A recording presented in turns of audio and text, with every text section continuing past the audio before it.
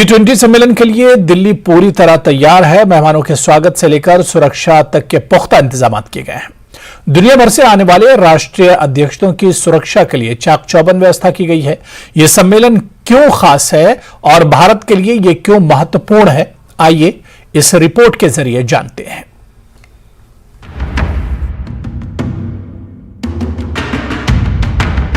दुनिया के सबसे ताकतवर देशों के प्रतिनिधियों के स्वागत के लिए दिल्ली तैयार है। G20 सम्मेलन की तैयारियां पूरी हो चुकी हैं। अतिथि देवो भव की परंपरा का पालन करते हुए मेहमानों के स्वागत की शानदार तैयारी की गई है, जिसमें दुनिया भर की बड़ी बड़ी शख्सियतें मौजूद रहेंगी। इनके सत्कार से लेकर सुरक्षा तक के लिए पुख्ता इंतजाम किए गए हैं। दिल्ली को दुल्हन की तरह सजाया गया है। ऐतिहासिक इमारतों से लेकर दीवारों तक G20 के रंग में सब कुछ रंगा नजर आ रहा है। G20 शिखर सम्मेलन का आयोजन 9 और 10 सितंबर को होगा। केंद्रीय मंत्री ज्योतिरादित्य सिंधिया ने कहा कि यह पूरा वर्ष G20 की अध्यक्षता वर्ष रहा है और देश के 52 शहरों में G20 के कार्यक्रमों का आयोजन किया गया और अब उस सम्मेलन की तैयारी है जिसमें दुनिया भर के राष्ट्राध्यक्ष मौजूद रहेंगे। आप स्वयं देख रहे हैं कि G20 की तैयारियां केवल 8, 9 और 10 तारीख तक सीमित नहीं रही है। यह पूरा वर्ष भारत की अध्यक्षता G20 की अध्यक्षता का वर्ष रहा है और प्रधानमंत्री जी ने स्वयं एक एक कार्यक्रम में रुचि लेकर, जो पूर्व में अंतर्राष्ट्रीय कार्यक्रम भारत में केवल राजधानी मुंबई और 2-3 और शहरों तक सीमित होती थी, 52 शहरों में इस बार कार्यक्रम हुए। G20 जैसा कि नाम से ही जाहिर है 20 देशों का समूह है। ये दुनिया के सबसे ताकतवर देश हैं। इसका अंदाजा इस बात से लगाया जा सकता है कि G20 सदस्य देशों के पास दुनिया की 85% GDP और 75% ग्लोबल ट्रेड है। G20 देशों में दुनिया की 2/3 आबादी रहती है। दुनिया की इकोनॉमी पर G20 देशों का बड़ा असर है। इस सम्मेलन में लिए गए फैसलों का इंटरनेशनल ट्रेड से लेकर वैश्विक मुद्दों पर प्रभाव होगा। United Nations economic and social commission for Asia and Pacific की एग्जीक्यूटिव सेक्रेटरी अर्मिटा ने कहा कि भारत से उम्मीदें बहुत ज्यादा हैं। विदेशी मामलों के जानकार रविंद्र सचदेव कहते हैं कि G20 की अध्यक्षता का भारत की अर्थव्यवस्था पर भी असर पड़ेगा। G20 is the 20th largest economy in the world, and not to mention also the largest number of population globally. So therefore, expectation is very high, especially on the G20 leadership and commitment on the on the most pressing development issue and challenges. देखिए, G20 की अध्यक्षता का भारत की अर्थव्यवस्था पे फर्क पड़ेगा, पर ये नहीं कि कल या परसों, करीब साल, 1.5-2 साल में जाके फर्क पड़ेगा। इसका सबसे बड़ा कारण जो अर्थव्यवस्था को बेनिफिट होता है वो ये होता है, देखिए जो बड़ी बड़ी कंपनीज होती हैं अमेरिका, जापान, जर्मनी, फ्रांस इत्यादि की, वो कंपनीज अपने देश की सरकार को देखती है। वो ये देखती हैं कि हमारे देश की सरकार दूसरे देश यानी कि इस समय भारत के साथ इसके रिश्ते कैसे हैं। अगर उन्हें दिखता है कि उनके देश की सरकार के भारत की सरकार और भारत के साथ रिश्ते स्टेबल, स्ट्रांग और बढ़ते जा रहे हैं, तब वो भी निवेश करने की ज्यादा सोचती है। G20 की अध्यक्षता भारत के लिए बड़ा मौका है और जब दुनिया भर के बड़े नेता सम्मेलन में शिरकत करने के लिए आने वाले हैं तो उनके स्वागत की भी जोरदार तैयारी की गई है। इस सम्मेलन से वैश्विक समस्याओं के समाधान निकलेंगे और दुनिया में भारत का रुतबा और बढ़ेगा।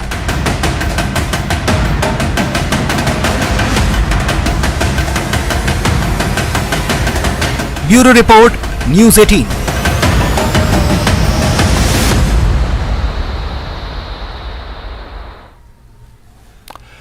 तो देश में जारी G20 सम्मेलन की तैयारियों के बीच पीएम मोदी आज आसियान भारत शिखर सम्मेलन में शामिल होने इंडोनेशिया के जकार्ता पहुंचे। आसियान से पीएम मोदी ने पूरी दुनिया को बताया कि 21वीं सदी एशिया की सदी है।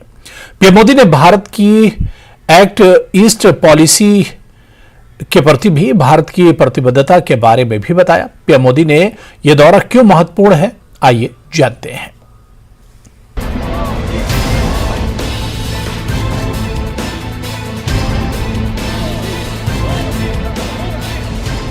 One earth, one family, one future की यही भावना भारत की G20 अध्यक्षता की भी थीम है। 21वीं सदी एशिया की सदी है, हम सबकी सदी है। 21वीं सदी एशिया की सदी है। आसियान भारत शिखर सम्मेलन में शामिल होने इंडोनेशिया के जकार्ता पहुंचे पीएम मोदी ने पूरी दुनिया को संदेश दिया। इससे पहले जब प्रधानमंत्री जकार्ता पहुंचे तो जोरदार स्वागत किया गया। भारतीय समुदाय के लोग हाथों में तिरंगा लिए पीएम मोदी के अभिवादन के लिए खड़े रहे। आसियान भारत सम्मेलन में शिरकत करते हुए पीएम मोदी ने एक बार फिर से ये बताया कि भारत के लिए एक्ट ईस्ट पॉलिसी कितनी महत्वपूर्ण है। पीएम मोदी ने कहा कि आसियान में सभी की आवाज सुनी जाती है। उन्होंने कहा कि वैश्विक विकास में आसियान क्षेत्र की अहम भूमिका है। प्रधानमंत्री ने आसियान सम्मेलन में भी वसुधैव कुटुंबकम का मंत्र दिया। उन्होंने कहा कि one earth, one family, one future की भावना यही भारत की G20 अध्यक्षता की थीम है।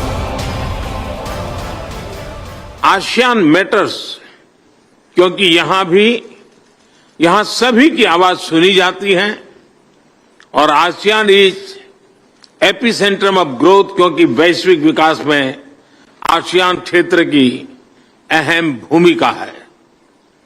वसुधैव कुटुंबकम, one earth, one family, one future की यही भावना भारत की G20 अध्यक्षता की भी थीम है। प्रधानमंत्री ने सम्मेलन के दौरान कहा कि 21वीं सदी एशिया की सदी है। उन्होंने एक नियम आधारित पोस्ट कोविड वर्ल्ड ऑर्डर के निर्माण की जरूरत भी बताई। पीएम मोदी ने कहा कि फ्री और ओपन इंडो पैसिफिक की प्रगति और ग्लोबल साउथ की आवाज को बुलंद करने में सबके साझे है।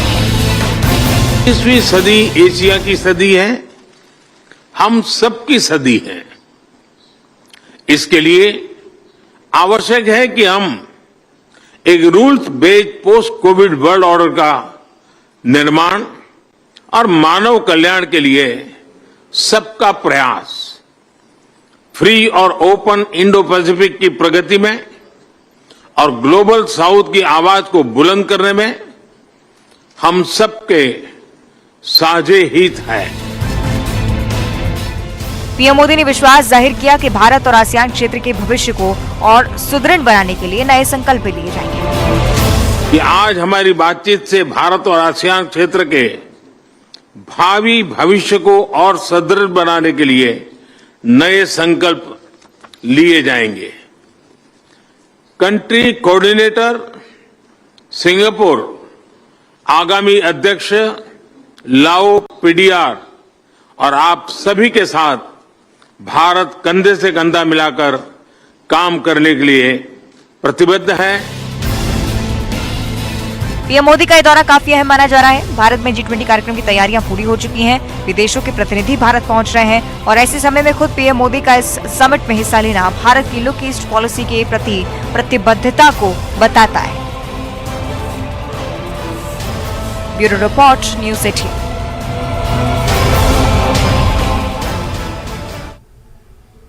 सनातन को लेकर सियासी घमासान जारी है। उदयनिधि स्टालिन के बाद डीएमके नेता ए राजा ने बेहद आपत्तिजनक बयान दिया है, तो वहीं बिहार आरजेडी अध्यक्ष जगन्नाथ सिंह ने भी सनातन को हैराम और जय श्री राम जैसे शब्दों में बांटकर सियासी तूफान ले आया है। अब बीजेपी विरोधियों पर हमलावर है, देखिए।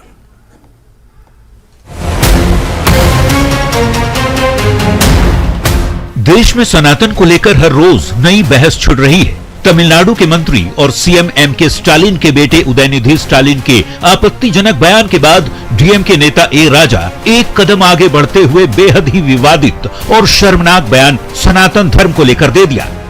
உதயநிதி ஸ்டாலின் அவர்கள் மென்மையாகத்தான் சொன்னார், மலேரியா போல டெங்கு போல ஒழிக்க வேண்டும் என்று. மலேரியாவுக்கும் டெங்குக்கும் சோசியல் ஸ்டிக்மா இல்ல, அது ஒரு அருவருப்பா சமூகம் பார்க்காது. அருவருவாக பார்க்கிற ஒரு சனாதனத்தை சொல்லணும்னா முறைப்படி ஒரு காலத்துல தொழுநோய் இருந்தது, இப்ப HIV இருந்தது.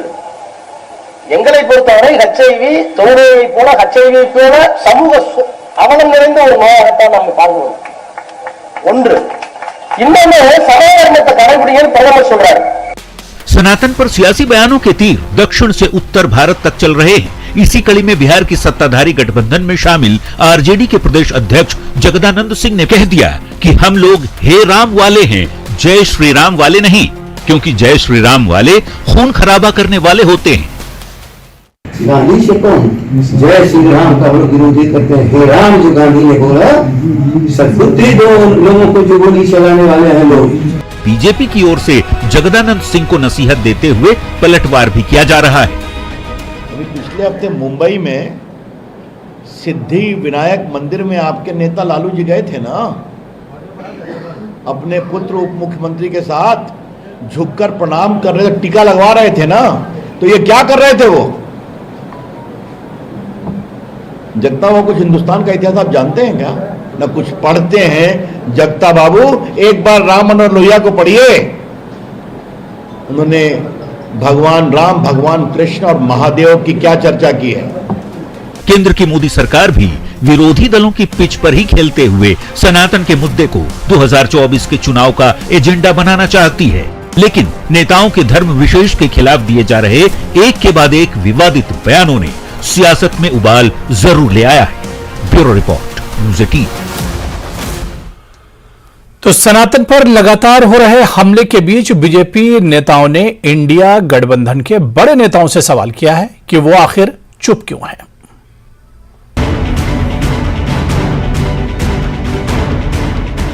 सोनिया गांधी, राहुल गांधी चुप क्यों हैं? क्यों नहीं जवाब देते हैं कि सनातन का सम्मान करते हैं, नहीं करते? राहुल, लालू और नीतीश अपनी जुबान कब खोलेंगे? कब बोलेंगे राहुल गांधी? कब बोलेंगे लालू प्रसाद?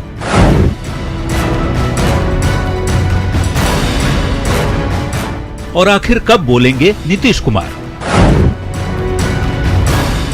सनातन पर हो रहे जुबानी हमले के बीच बीजेपी सांसद रविशंकर प्रसाद ने राहुल गांधी, लालू प्रसाद और नीतीश कुमार से पूछा है कि वे चुप क्यों हैं।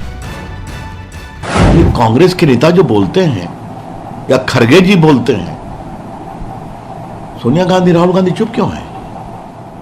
क्यों नहीं जवाब देते हैं कि सनातन का सम्मान करते हैं, नहीं करते हैं? बीजेपी के फायर ब्रांड नेता और केंद्रीय ग्रामीण विकास मंत्री गिरिराज सिंह का तो यहां तक कहना है कि मुंबई में हुई INDIA की बैठक में रणनीति बनाने के बाद से ही सनातन पर हमला कराया जाने लगा।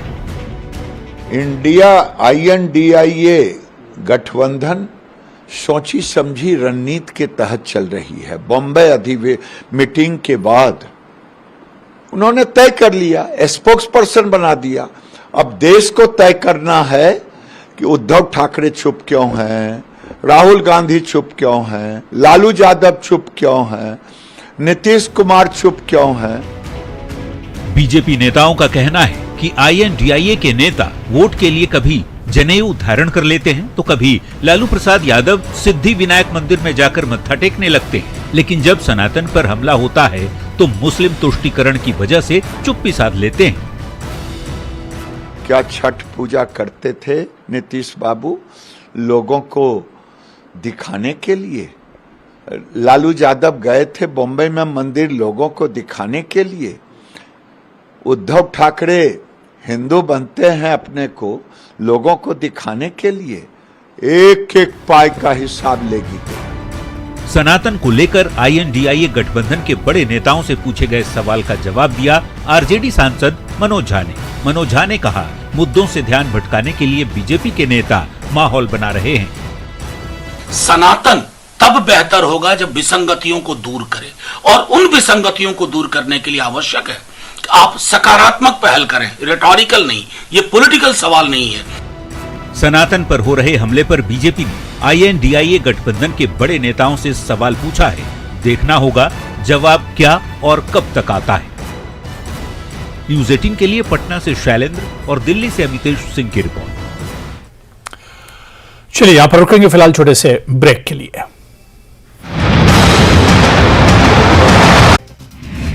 प्रेसिडेंट द्रौपदी मुर्मू ने ट्वीट कर जन्माष्टमी की दी बधाई। जन्माष्टमी की बहन बहुत बधाई दी गई। श्रद्धा और भक्ति का पावन पर्व परिवार जनों के जीवन में नई ऊर्जा। पीएम ने ट्वीट कर जन्माष्टमी की बधाई दी। जन्माष्टमी की बहुत बहुत बधाई। श्रद्धा और भक्ति का पावन पर्व, परिवारजनों के जीवन में नई ऊर्जा। पूरे देश के साथ हिमाचल में कृष्ण जन्माष्टमी की धूम, मंदिरों में विशेष अनुष्ठान। सीएम सुक्खू ने दी प्रदेशवासियों को बधाई। कांगड़ा के आलमपुर में श्री लक्ष्मी नारायण मंदिर में किए दर्शन। आज करेंगे ठाकुर द्वारा चुनाव मंदिर में पूजा। कुपवाड़ा जिले में जन्माष्टमी त्योहार की धूम, 35 साल बाद कश्मीरी पंडितों ने निकाली झांकी। हिंदू मुस्लिम भाईचारे की देखने को मिली झलक। पुंछ में श्री कृष्ण जन्माष्टमी की धूम, गीता भवन में मरकजी प्रोग्राम का इनेकाद। सैकड़ों अकीदतमंदों की शिरकत। पुंछ जिले के बाजार में घुसपैठ की कोशिश नाकाम। सेना ने संयुक्त ऑपरेशन में 2 आतंकियों को बाहर गिराया। हथियारों और गोला बारूद की बड़ी खेप बरामद। जम्मू कश्मीर पुलिस के डीजीपी दिलबाग सिंह ने किया राजौरी का दौरा। कहा कि पाकिस्तान की हर साजिश को नाकाम करने की ही कोशिश, पनपने नहीं देंगे narco terror. DGP Dilbag Singh ने राजौरी में सीसीटीवी कंट्रोल रूम का किया उद्घाटन। हर चौक चौराहे पर लगाए गए हाईटेक कैमरे से अपराध नियंत्रण में मिलेगी मदद। बादीपुरा के तुलैल में नेशनल कॉन्फ्रेंस ने कार्यकर्ता सम्मेलन का किया आयोजन। सम्मेलन में भाजपा कार्यकर्ता एनसी में हुए शामिल। नजीर गुरेजी ने किया स्वागत। सब डिवीजन बानिहाल के सरकारी स्कूलों में असातिज़ा की कमी, लेक्चररों के तबादलों के खिलाफ तलबा का एहतजाज। लेक्चररों के मुतबादिल लेक्चर फराहम करने की मांग। त्राल में भ्रष्टाचार मुक्त भारत प्रोग्राम, महकमा जल शक्ति की तरफ से प्रोग्राम ऑनलाइन खिदमात को इस्तेमाल में लाने पर जोर दिया गया।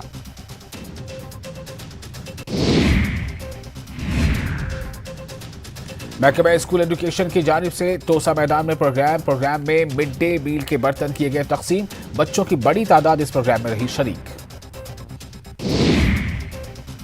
साबा में ज़रूरी ड्रोन का किया गया मुजाहरा। राघोचक में किया गया अपनी नौइयत का पहला ड्रोन मुजाहरा। तमाम जदीद तरीन सेंसर्स और जीपीएस से लैस है ड्रोन।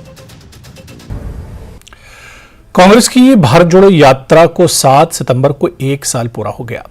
इस मौके पर कांग्रेस नेता पवन खेड़ा ने पीसी कर कहा कि आज भारत जोड़ो यात्रा की पहली वर्षगांठ है। राहुल गांधी की यात्रा अभी समाप्त नहीं हुई है। ये यात्रा अभी मणिपुर में दिखाई देती है तो कभी आजादपुर सब्जी मंडी में और लद्दाख में नजर आती है। पवन खेड़ा ने भारत या इंडिया नाम के विवाद पर कहा कि ऐसी ताकतें हैं जो अखंड भारत को पसंद नहीं करती और इंडिया और भारत के बीच दरार पैदा करने की कोशिश कर रही हैं। हर देशवासी जानता है कि ये ताकतें कौन हैं। ये भारत को इंडिया से लड़ा रहे हैं। सोना हो या गोल्ड, हिंदी में बोलो या अंग्रेजी में, कीमत नहीं बदल जाएगी। साल पूरा हुआ है भारत जोड़ो यात्रा का। हमें वो सारे नज़ारे, वो दृश्य, वो मंजर याद आते हैं जब बरसात, बर्फ, सर्दी, गर्मी, आंधी, तूफान सब कुछ झेलते हुए इस देश को अलग अलग रंगों में हम सब ने देखा। कौन है वो ताकतें जिनको एक जुड़ा हुआ भारत पसंद नहीं है, जो अब भारत को इंडिया से भिड़वा रहे हैं? कौन है वो ताकतें? सोना हो या गोल्ड हो, हिंदी में बोलो या अंग्रेजी में, कीमत थोड़े बदल जाएगी। तो ये जो षड्यंत्रकारी ताकतें हैं, इनका चेहरा बेनकाब हम एक राजनीतिक दल हैं, हमें करने की आवश्यकता नहीं है। आप मीडिया हैं, आपको करने की आवश्यकता नहीं है। प्रत्येक भारतवासी इस चेहरे को पहचान चुका है जो भारत को इंडिया से लड़वाना चाहता है। 2024 के लोकसभा चुनाव से पहले एक बार फिर आरक्षण का मुद्दा गर्मा रहा है। आरएसएस प्रमुख मोहन भागवत ने आरक्षण को लेकर बड़ा बयान दिया है। जब तक समाज में भेदभाव है तब तक आरक्षण पर संघ का समर्थन है। भागवत के बयान पर एक बार फिर सियासत गर्मा गई है। देखिए।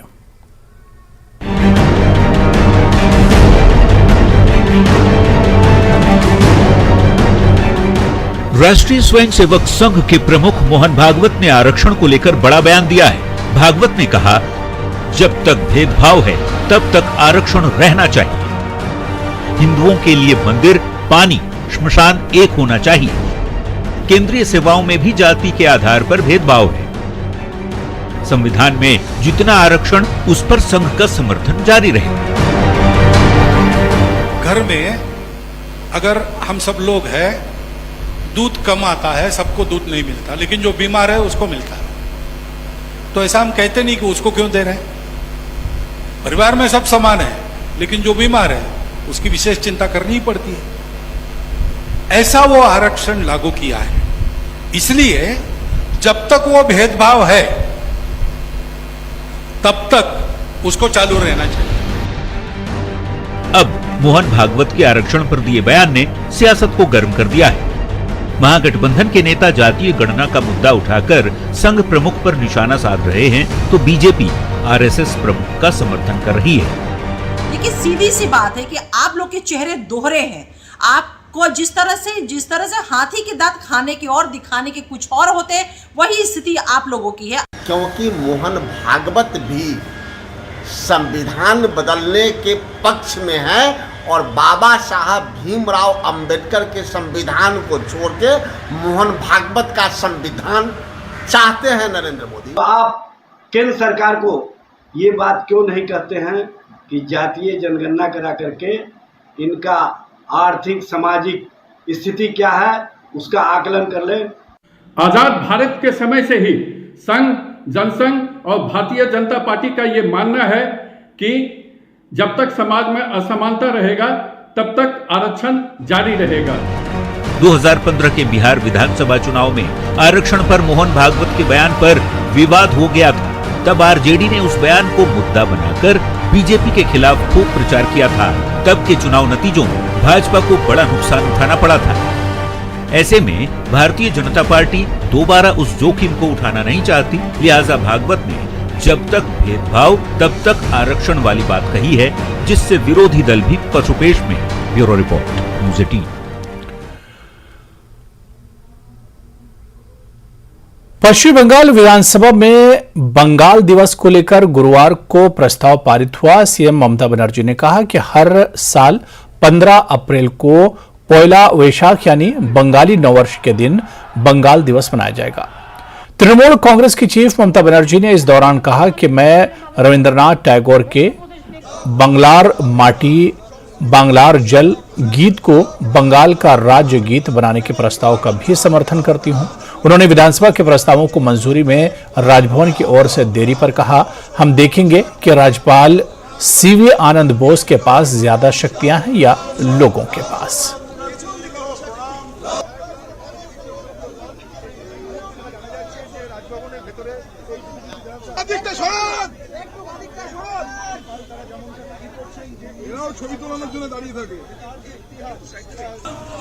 শ্যামা প্রসাদ মুখার্জি লৌহ প্রমাণ, শ্যামা প্রসাদ মুখার্জি লৌহ প্রণাম।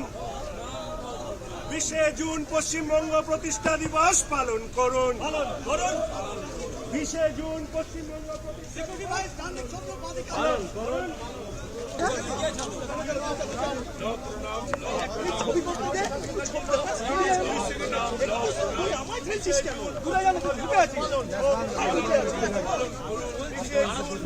দিবস পালন করুন, পালন করুন, পালন করুন।